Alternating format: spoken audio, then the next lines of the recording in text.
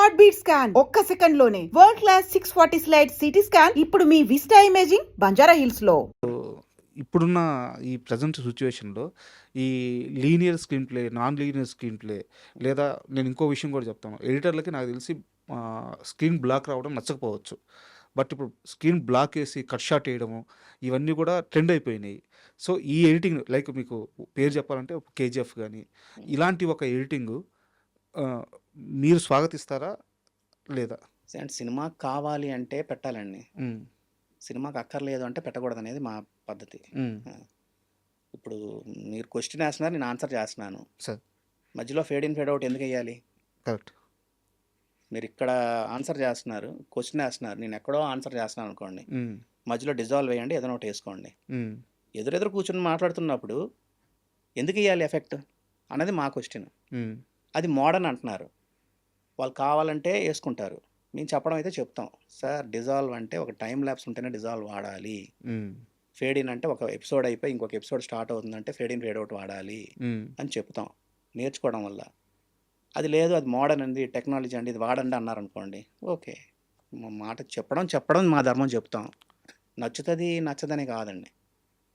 ఇప్పుడు రికలెక్షన్స్లో అతనికి ఏదో రికలెక్ట్ అవుతున్నాడు, రియలైజ్ అవుతున్నాడు, ఆ రికలెక్షన్స్కి మేము ఫేడ్ ఇన్ ఫేడ్ అవుట్ వాడతాం. అంతేగాని ప్రతిదానికి ఫేడ్ ఇన్ ఫేడ్ అవుట్లు ఎందుకు వాడాలి? వాడిన దానికి ఒక రీజన్ ఉండాలి. ఇప్పుడు రాంధ్ర గారి దగ్గర మీరు నేర్చుకునేది ఏంటి, ఒక షార్ట్ చూపించారంటే ఇదే షార్ట్ ఎందుకు వాడామని అడుగుతాడు ఆయన.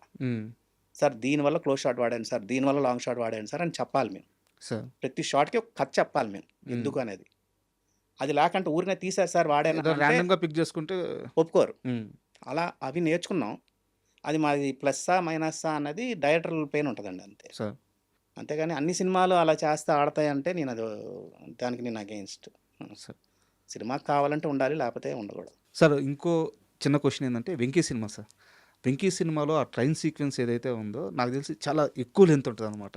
బట్ చాలా అద్భుతంగా వచ్చింది. యాజ్ ఏ ఎడిటర్గా మీరు ఫస్ట్ టైం ఆ లెంత్ మీకు చూసినప్పుడు, ఒక సీక్వెన్స్ లెంత్ ఎంత ఉంది అని మీకు అర్థమైనప్పుడు మీరు ఎలాంటి డిసిషన్ తీసుకున్నారు, ఏం మాట్లాడారు శ్రీనివైట్ల గారితో, అది ఎలా ఎగ్జిక్యూట్ చేశారు? లేదండి, అది లెంత్ మేము ఎప్పుడు ఒక ఎపిసోడ్ అని కాదండి సార్, అది లెంత్ గురించి మేము చూడం. బాగుంది, మన ఎంటర్టైనింగ్గా ఉంది అనుకుంటే మేము ఎస్ అంటాం. వెంకీలో తీసిందంతా పెట్టాం, ఎక్కడ మేము ట్రిమ్ చేయలేదు. అది మేము ఎడిటింగ్ రూమ్లో కాదు, డబ్బింగ్ థియేటర్లో కూడా అందరూ ఎంజాయ్ చేశారు. బ్రహ్మానంద గారు ఇంకొంచెం లెంత్ ఉంటే బాగుంటుందని కూడా ఫీల్ అయ్యారు ఆయన. ఓకే. అలాగా అలాంటి ఫీడ్బ్యాక్లు వస్తుంటాయి మాకు. ఇప్పుడు బాబు గారు బాగున్నారలో బ్రహ్మానందం ట్రాక్ ఉంది. అవును, ఆయన ఎడిటింగ్ రూమ్కి వచ్చి మరీ పర్సనల్గా జయంత్ గారికి చెప్పారు, ఇంకొంచెం పెడదామయ్యి బాగుంది, నేను కావాలంటే డేట్లు ఇస్తాను అన్నాడు. అలాగా బాగుంది అనుకుంటే మేము ఎక్కడ ముట్టుకోం, బాగాలేదు అంటే దాన్ని ట్రిమ్ చేస్తాం అంతే. ఇంత లెంత్ ఉండకూడదని చెప్తూ ఉంటాం. అండ్ శ్రీనివైట్ల గారి ప్రస్తావన వచ్చింది కాబట్టి ఆయన కామెడీ సెన్స్ గురించి, ఆ టైమింగ్ గురించి సార్, ఆయన మేకింగ్ చేసేటప్పుడు ఆ ఎక్స్ప్రెషన్స్ విడిగా తీసుకోవడము, మీ దగ్గర షార్ట్స్ వచ్చి ఉంటాయి కాబట్టి మీకు అర్థమవుతుంటుంది నేను ఏమడుగుతున్నాను. రియాక్షన్ షాట్లు విడిగా తీసుకోవడం, అండ్ యాక్ట్ చేసే వాళ్ళకి కూడా ఆయన ఏం తీస్తున్నారో అర్థం కాదంట ఆ టైంలో. మొత్తం అవుట్పుట్ చూసిన తర్వాత అలాగేం లేదండి సార్. మేము చేసినప్పుడు అలాంటి నేను చేసిన సినిమాలకు మాకు డీ కానీ ఆయన ఫుల్ సినిమా తీసేవాడు, వచ్చేది మాకు ఎడిట్ చేసేవాళ్ళం అంతే. బాగుంది అనుకునేవాళ్ళం అంతే, బాగాలేదు అంటే ట్రిమ్ చేసేవాళ్ళం అంతేగాని అలాంటిదేమి. అంటే మిగతా డైరెక్టర్లు ఒక కామెడీ సీన్ తీయడానికి తీసే విధానం సార్ నేను చెప్పేది, శ్రీనివైట్ల తీసే విధానానికి తేడా ఉంటుంది. ఆ కట్ షాట్స్, రియాక్షన్ షాట్స్ చాలా బాగా పట్టుకుంటాడు అని చెప్పి చాలామంది చెప్పారు. నాకైతే మరి నాకు తెలియదు అండి, నాకు ఆ తేడా తెలియదు. షూటింగ్ అప్పుడు నాకు తెలియదు, ఎడిటింగ్ రూమ్లో అయితే మాకు ఎప్పుడు ఏ డిస్కషన్ ఎప్పుడు రాలేదు. ఓకే. డీకి కానీ వెంకికి కానీ ఇప్పుడు మీ సినిమా బాగుంది అనుకున్నాం, బాగా చేసాం అంతే. మేము నవ్వుకుండేవాళ్ళం. ఆయన ఎలా నమ్ముతారు సార్ ఎడిటర్ని? ఆయన పూర్తిగా నమ్ముతారండి, నమ్ముతారు. మేము ప్రతి సినిమాలో మేము చూసేది ఏంటి, ఎక్కడైనా నవ్వు వచ్చిందా, ఎక్కడైనా ఏడుపు వచ్చిందా, ఎక్కడైనా ఫీల్ అయ్యామా అని చూసుకుంటాం. ఆ సీన్ ఏదో ఒక ఆ సీన్లో, ప్రతి సీన్లో ఏదో ఒకటి ఉండాలి సార్, ఎమోషన్ ఎక్కడైనా కనెక్ట్ అవ్వాలి. అది అవ్వలేదంటే బోర్ కొడితే తీసేస్తాం అంతే. అరుంధతి సినిమా మొత్తం ఎడిటింగ్ అయిపోయింది, ఫైనల్ వర్షన్, ఫైనల్ కట్ మీరు చూసిన తర్వాత మీరు ఇచ్చిన జడ్జిమెంట్ ఏంటి? అరుంధతి డే వన్నే మేము బాగుంది అన్నామండి. మేము శ్యాంబాబు గారికి అందరికీ మేము చాలా మంచి సినిమా సార్ అన్నాం. వాళ్ళు షూట్ చేయడమే ఫస్ట్ ఏం షూట్ చేశారంటే ప్యాలెస్ ఎపిసోడ్ షూట్ చేశారు. ఓకే. కాబట్టి ప్యాలెస్ ఎపిసోడ్ అంతా మాకు బాగా నచ్చింది. దాని తర్వాత మిగతా సినిమా తీశారు వాళ్ళు. తీయడం ఫస్ట్ బిగినింగ్లో ప్యాలెస్ ఎపిసోడ్ అంతా తీశారు. ఆ ఎపిసోడ్ మాకు బాగా నచ్చింది. ఇంకొంచెం మంచి సీన్లు ఉన్నాయి, అవన్నీ మేము ట్రిమ్ చేసి పక్కన పెట్టేసాం, కొంచెం సీజీలు సరిగా రాలేదని. ఓకే. అవన్నీ ఇంకా మంచి సీన్లు అవి. అది చేసేటప్పుడే మాకు ఆ చిన్న ఎగ్జైట్మెంట్ ఉంటుంది కదండి. అవును. ఆ ఫీల్ ఉంటుంది. మీకు బాగా కిక్ ఇచ్చిన సీక్వెన్స్ అంటే ఏది అరుంధతిలో? అంటే ఎడిటింగ్ చేసేటప్పుడు కానీ, చూసేటప్పుడు కానీ ఇది భలే వచ్చింది. ఫస్ట్ టైం అమ్మాయి కాకడ తీసుకొని వెళ్తుంది, ఆ సమాధి దగ్గరికి వెళ్తుంది. అవును. వెళ్తే సమాధి మాట్లాడుతుంది, ఆ, ఈవిడికి బొట్టంతా మారుతుంది. అవును. అది మేము గూజ్ బంగా ఫీల్ అయ్యాం ఉమ్, ఆ సీన్. అలా ఉంటాయండి చిన్న సీన్స్, అన్నీ ఉంటాయి, లాజికల్గా ఉంటాయి, అన్నీ ఉంటాయి, అవన్నీ డిస్కషన్స్ ఉంటాయి. ఉమ్.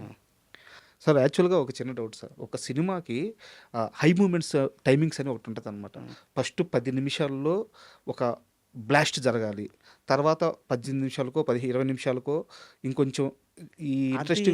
అసలు ఈ టైమింగ్స్ నమ్ముతారా మీరు?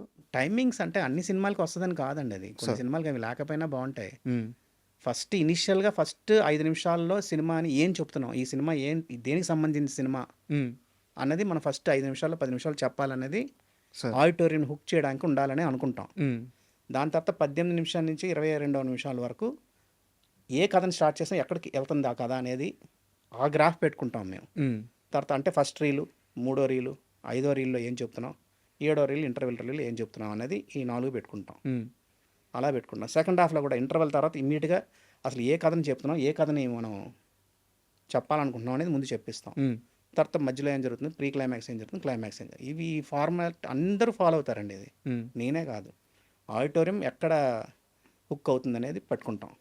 ఆ టైమింగ్స్ నమ్ముతారా?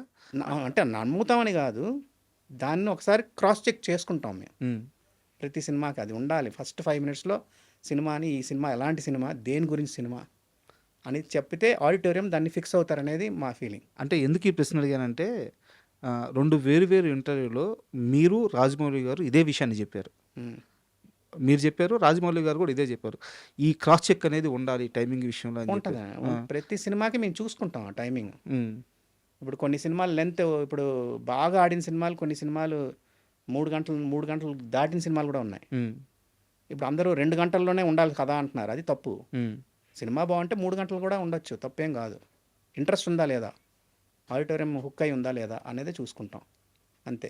రాజమౌళి గారితో ఎందుకు సార్ ఆ కాంబినేషన్ చేయలేకపోయారు? అది ఆయన అడగాలి, నాకు అంటే ఎందుకంటే ఆయనకి ఒక టీం ఉండి ఉంటుంది. మీ విజన్కి ఆయన ప్లాన్కి కరెక్ట్గా మ్యాచ్ అవుతుంది. అదే అది తెలియదండి మరి నాకు, అసలు ఆయన పరిచయమే లేరు ఆయన, ఉమ్, అసలు పరిచయం లేదు అసలు లేరు. సార్. మా సినిమాల వరకు మేము చేసుకుంటూ ఉండేవాళ్ళం అంతే. ఉమ్, ఇస్తే చేస్తాం, మనం ఎందుకు ఇవ్వలేదంటే మనకు అసలు పరిచయం లేదు ఆయన. జనరల్గా ఎడిటింగ్ అనేది స్క్రీన్ ప్లే అంటారు, స్క్రీన్ ప్లే అనేది ఎడిటింగ్ రూమ్లో ఫ్లామ్ అవుద్ది అనేది మా స్ట్రాంగ్ బిలీఫ్. ఉమ్, ఎడిటింగ్ రూమ్లోనే ఫైనల్ స్క్రీన్ ప్లే వస్తుంది. స్క్రీన్ ప్లే అని కార్డ్ వేసుకుంటారు, ఉమ్, వేసుకున్న వాళ్ళని మేము బ్లేమ్ చేయడం కాదు, ఎడిటింగ్ రూమ్లోనే స్క్రీన్ ప్లే అనేది తయారవుద్ది. సార్. వాళ్ళు తీసిన కథని మేము ప్రాపర్గా పెట్టుకుంటాం, ఎక్కడుంది, బాగుందా బాగాలేదా, ఇది అనుకుంటే బాగుంటుంది, ముందు ఉంటే బాగుంటుంది అని మారుస్తాం. అది 90% వింటారండి మాట. ఒక 10% మటుకు లేదండి మేము కష్టపడ్డామండి, మా రక్తం పెట్టామండి అంటారు. అందరూ రక్తం పెట్టే రాస్తారు, ఎవరు రాయరు కదా అని మేము చెప్పలేము, వాళ్ళకి వదిలేస్తాం అంతే. చెప్పడం అయితే చెప్తాం, మా ధర్మం. ఏదో డైరెక్టర్కి కానీ ప్రొడ్యూసర్ని కానీ ఎవరినో ఒకరిని చూస్ చేసుకుంటాం మేము. డైరెక్టర్ సినిమా ఇస్తే డైరెక్టర్కి చెప్తాం ఉన్నది ఉన్నట్టు, ఉమ్, ప్రొడ్యూసర్ సినిమా ఇస్తే ప్రొడ్యూసర్కి చెప్తాం సార్. ఉన్నది ఉన్నట్టు, సార్ అమ్మేయండి ఉమ్, సినిమా మీకు డబ్బులు పోతాయి, మీరు సేఫ్ అయిపోయండి ముందు అంటాం. ఉమ్, లేదు సినిమా బాగుందంటే సార్ అమ్మవద్దు, హోల్డ్ చేయండి సార్, సినిమా చూపించిన తర్వాత అమ్మండి అని అంటాం.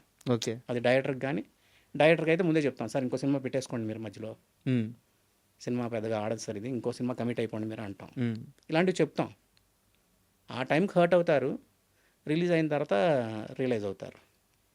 90% కరెక్ట్గా ఉంటామండి మేము, ఎందుకంటే ఆడియన్స్ ఏమనుకుంటున్నారో అదే చెప్తాం మేము. ఉమ్, అందరికీ తెలుసు మీకు సినిమా చూపిస్తున్నాం, నచ్చిందా నచ్చలేదని చెప్తారు కదా. ఉమ్, ఆ 90% చెప్పరు కొంతమంది, ఎందుకంటే వాళ్ళు డబ్బులు ఇరేమో మనం బ్యాడ్ అవుతామో అని చెప్పరు, పొగుడుతారు.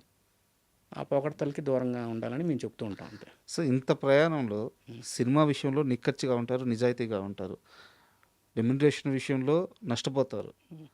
ఒక మనిషిని నాకు ఈ ప్రాజెక్ట్ కావాలని అడగరు, వాళ్ళకి కావాల్సిన నా దగ్గరికే రావాలి కదా అని నిబద్ధతతో ఉంటారు. ఇంత నిజాయితీగా, ఇంత స్ట్రిక్ట్గా సినిమా ఇండస్ట్రీలో ట్రావెల్ అవ్వడం ఎలా సాధ్యమైంది ఇన్ని సంవత్సరాలు? సినిమా ఇండస్ట్రీలో అని పర్టికులర్గా ఎందుకు అంటున్నాను అంటే ఇక్కడ పరిస్థితి ఎలా ఉంటుందో మీకు తెలుసు. అది నాకు తెలియదండి బాబు, ఏమో మరి నాకు అంటే ఒక నేను బిగినింగ్ ఇనిషియల్ డేస్‌లో చేసిన 2018, 19 వరకు నేను సినిమా చేస్తే హిట్ అన్న పేరు వచ్చేసింది. హ్మ్. ఆ! ఎంతో కొంత హెల్ప్ అవుతామని ఫీల్ అవుతారండి డైరెక్టర్లు. మేమైతే స్క్రిప్ట్ సైడ్ సార్. ఉన్నది ఉన్నట్టు చెప్తాం కాబట్టి. క్రాస్ చెక్ చేసుకోవడానికి ఉంటది. హ్మ్. కాబట్టి దాని గురించి వస్తున్నారు అంతే. ఎవరిని అడగరు. అడగడం అనేదండి ఆళ్ళ ఇష్టం ఉంటే ఇస్తారండి. నేను పర్సనల్ ఇప్పుడు మీరు నాకు సినిమా ఇయ్యాలనుకుంటే ఇస్తారు. హ్మ్. నేను అడగడం వల్ల మీరు ఇచ్చారు కదా! దానికెందుకు అడగాలి నేను? బట్ ఇక్కడ మీ చుట్టూ ఉన్న చాలామంది మీ ఫీల్డ్‌కి సంబంధించినోళ్ళు, మీ క్రాఫ్ట్‌కి సంబంధించినోళ్ళు సినిమాలు అలాగే పుల్ చేసుకుంటున్నారు గదా! పుల్ చేసుకుంటారండి. ఇప్పుడు సినిమా ఇప్పుడు నా దగ్గర నుంచి వెళ్ళిపోయిన డైరెక్టర్లు ఉన్నారండి. నా దగ్గర నుంచి వెళ్తారు, బయటికెళ్తారు. సార్. మళ్ళీ ఫ్లాప్ అయితంటే మళ్ళీ నా దగ్గరకొస్తారు. వస్తున్నారు. ఆ! వస్తున్నారు. అంతే. దానికి మనం ఇంకెందుకు అడిగి తెప్పించుకుంటే మనం చేసేది మనకు రెస్పెక్ట్ ఇయ్యాలి, సార్ అనాలి, ఇవన్నీ ఉండాలి. హ్మ్.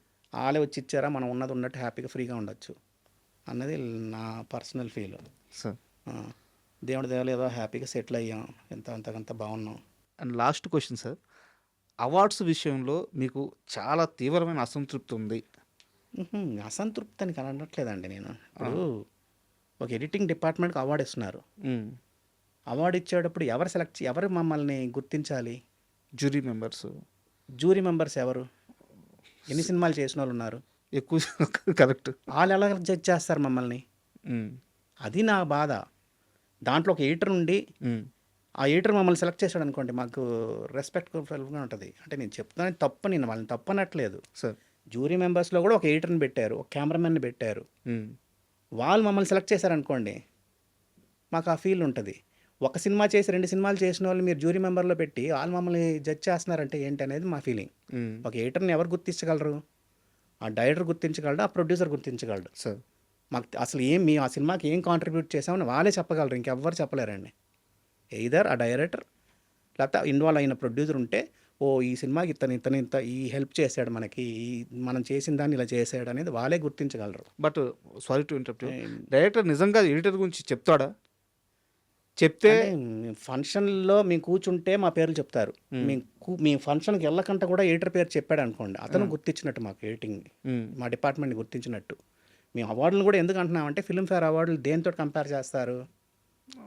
మేజర్ అసలు అవును. మనకి నేషనల్ అవార్డ్ తోటి ఆ లెవెల్‌లో కంపేర్ చేస్తారు. ఫిల్మ్‌ఫేర్ అవార్డ్‌కి అసలు ఎడిటింగ్ డిపార్ట్మెంటే లేదు. హ్మ్. నేను ఇది చాలామంది డైరెక్టర్లతోటి మా డైరెక్టర్లతోటి అన్నా. సార్ మీరు ఒక్కసారి వచ్చి మీరు ఫిల్మ్‌ఫేర్ మీకు ఏదైనా వచ్చిందంటే రిజెక్ట్ చేయండి. ఎందుకు అంటే అన్ని డిపార్ట్మెంట్‌లకి ఇస్తే మేము తీసుకుంటాం అవార్డ్ లేకపోతే తీసుకోమని చెప్పండి. హ్మ్. ఆళ్ళు ఓన్లీ సపోర్టింగ్ యాక్టర్, హీరో ఈళ్ళకే ఇస్తారు గానీ బెస్ట్ ఎడిటర్ అనేది ఎక్కడ ఫిల్మ్‌ఫేర్‌లో లేదా మీకు? సార్. అది మేము అంటున్నాం. మా డిపార్ట్మెంట్ గురించి మేము గొడవ పడుతున్నాం. అంతేగాని అవార్డుల గురించి కాదండి. హ్మ్. మీకు అవార్డులు ఇప్పుడు నాకు ఆల్రెడీ ఒక 4, 5 అవును. అవార్డులు వచ్చాయి కాబట్టి అవును. నాకు ప్రాబ్లం లేదు. నాకు లక్కీగా మంచి సినిమాలకు వచ్చాయి. 'తొలి ప్రేమకి', 'అరుంధతికి', 'పోకిరికి' ఇలాంటి 'డాడీకి' ఇలాంటి మంచి సినిమాలకు వచ్చాయి కాబట్టి నాకు ప్రాబ్లం లేదు. హ్మ్. అసలు సంబంధం లేని సినిమా అసలు రిలీజ్ అయ్యి ఉండదు ఆ సినిమా. అలాంటి సినిమాలకు అవార్డు వచ్చిందంటే నేనేమని చెప్పుకుంటాను అవార్డు వచ్చిందని. సార్. అది దానికి నేను అంటున్నాను అంతేగాని క్రాఫ్ట్‌కి కావాల్సిన గౌరవం. అది లేదు. సార్. ఎడిటింగ్ డిపార్ట్మెంట్‌కి రావాల్సిన గౌరవం మాకు రావట్లేదనేది మా బాధ అంతే. అంతేగాని మన అవార్డుల గురించనో దాని గురించి కాదు. ఆ. ఇవి డిఫరెంట్‌గా ఉంటాయండి. ఇవి రకరకాలు. పాజిటివ్‌గా తీసుకుంటే ఓకే. లేకపోతే లేదు. ఇప్పుడు చేస్తున్న సినిమాలేంటి సార్? నెక్స్ట్ రాబోయే అంటే నెక్స్ట్ మీరు చేయబోయే పెద్ద సినిమాలు గాని, ఇప్పుడు చేస్తున్న సినిమాలు గాని ఎలా నడుస్తున్నాయి ప్రాజెక్ట్స్? ఇప్పుడు రిలీజ్‌కి ఉన్నది 'హుషారు పెట్లు' అనేది ఉంది. సురేష్ బాబు వాళ్ళు కొన్నారు. మేము సార్. చెప్పి వాళ్ళకి నచ్చింది తీసుకున్నారు. ఓకే. 'హుషారు పెట్లు', 'అట్లస్ సైకిల్' అని, హ్మ్. తర్వాత 'గ్రామ్ పంచాయత్', సార్. తర్వాత ఇంకా జరుగుతున్నాయండి. ఇంకొకటి 'వెనిల్ కిషోర్' గారిది ఒకటి జరుగుతుంది. హ్మ్. తర్వాత ఇంకా 4, 5 సినిమాలు జరుగుతున్నాయి. చిన్న సినిమాలు. ఓటీటీల వైపు హ్మ్. మీరు చూడట్లేదా? లేకుంటే ఫోకస్ చేయట్లేదా? ఓటీటీ ఓటీటీ వెబ్ అనేది సీరీస్‌లు గాని ఇట్లాంటివి? వెబ్ సీరీస్‌లు వస్తే చేస్తాం గానీ, వెబ్ సీరీస్ అంత మేము సార్. మాకు అంత అంటే సీరియస్ రోజుకి పని చేయాలి అది. ఆ రోజు అని కాదు. హ్మ్. వెబ్ సీరీస్‌లో ప్రాసెస్ ఎక్కువండి అది. సార్. ఎపిసోడ్‌లు చెయ్యాలి. ఫిల్ములు చేసినోళ్ళు తక్కువ. అది అంత టైం స్పెండ్ చేయలేరు దానిపైన. సార్. హ్మ్. ఆ తేడా ఉంటది. వెబ్ సీరీస్‌కి, ఓటీటీకి. Sir.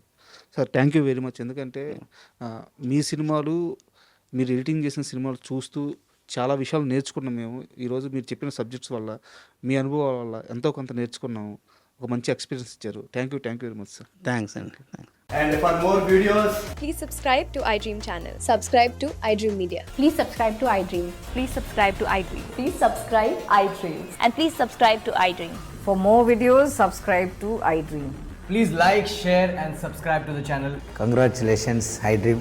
Subscribe to iDream. Subscribe to iDream. So subscribe to iDream Media. iDream की iDream team अंदर की huge congratulations. Please subscribe iDream Media. Please subscribe to iDream. Subscribe iDream. Please subscribe to iDream. iDream అంటే నా కళల channel subscribe చేసుకున్న నోరు తిరుగుతలేదు, మీరైతే గంట గుర్తు కొట్టండి. For more such videos, please subscribe to iDream.